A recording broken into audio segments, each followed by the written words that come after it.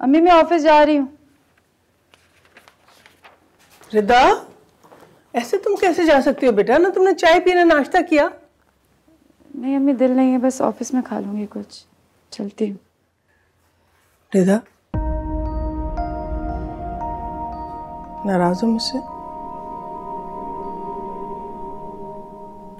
नहीं अम्मी। तुम्हारा चेहरा तो कुछ और ही कह रहा है। रिदा बेटा, मैंने जो कुछ भी कहा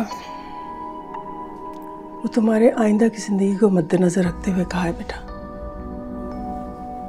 मैं तुम्हारे पर कोई दबाव नहीं डालना चाहती। तुम्हें हक है कि अपना फैसला जो जी चाहे करो। मैं तो बस ये चाहती हूँ कि तुम खुश रहो,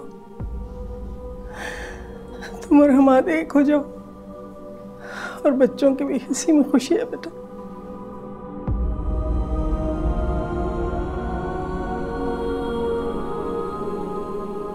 अम्मी मैं अपने बच्चों को संभाल सकती हूँ। मेरे बच्चे मेरे साथ खुश हैं।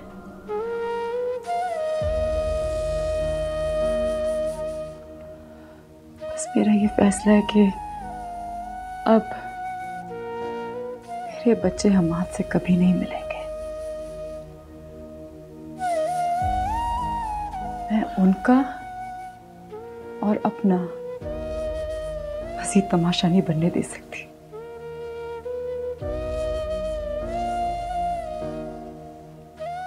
चलती हूँ। खुदा हाफिज़।